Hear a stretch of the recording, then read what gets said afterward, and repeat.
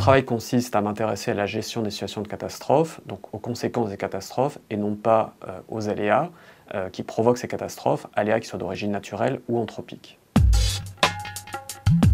On a tendance à penser que les catastrophes sont en augmentation.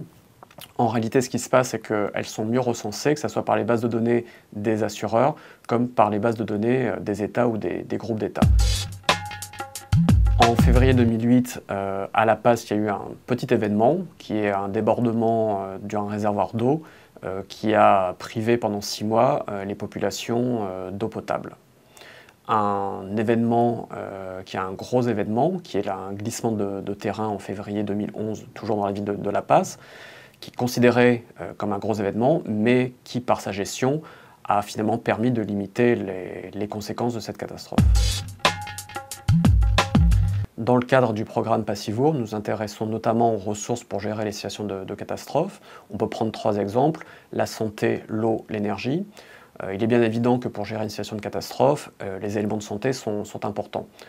Ce sont les médecins, ce sont les banques de sang, ce sont les ambulances.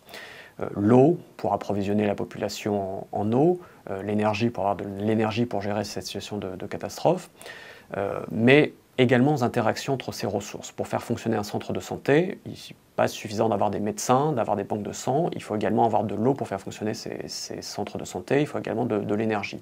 Donc si ces ressources ne sont pas mises en interaction, globalement la situation de catastrophe va être difficile à gérer. Il y a d'autres éléments également sur lesquels il faut être attentif. Par exemple, l'accessibilité est un élément important. Encore une fois, si je prends l'exemple du centre de santé, sur le papier, on peut avoir un centre de santé formidable avec tous les éléments, banque de sang, ambulance, médecins présents 24 heures sur 24, eau, énergie. Si les populations n'ont pas accès au centre de santé ou si les secours ne peuvent pas déplacer les populations vers le centre de santé ne sera pas opérationnel en situation de catastrophe. Il y a d'autres ressources qui peuvent être prises en compte. Si on prend l'exemple de la ville de Quito qui vit essentiellement du tourisme, on peut considérer que le patrimoine est une ressource. Avec la perte du patrimoine historique de Quito, on aurait une perte économique et donc la quasi-disparition de la ville. Donc le patrimoine est une ressource en tant que telle qui peut être prise en compte dans la situation de gestion de catastrophe. Et donc, dans notre travail, ce qui est intéressant, c'est de regarder les ressources et les interactions entre ces différentes ressources pour revenir le plus rapidement possible à une situation normale de fonctionnement urbain. Le travail de géographe consiste à cartographier les espaces vulnérables, cartographier les espaces avec des ressources pour gérer les situations de catastrophe et à mettre en interaction ces différents espaces. Par exemple, l'espace où la population est vulnérable avec l'espace où il y a une ressource santé.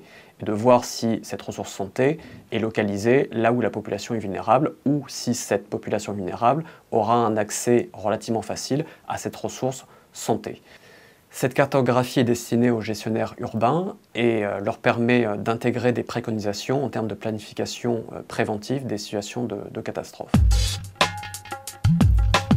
L'intérêt de ce travail, ce n'est pas uniquement de mieux gérer les situations de catastrophe dans les pays du Sud, c'est également d'utiliser cette expérience des pays du Sud pour voir un petit peu comment ces situations de catastrophe sont gérées dans le Nord. Il y a dans les villes du Nord un apprentissage pertinent des villes du Sud à intégrer dans la situation de gestion de catastrophe.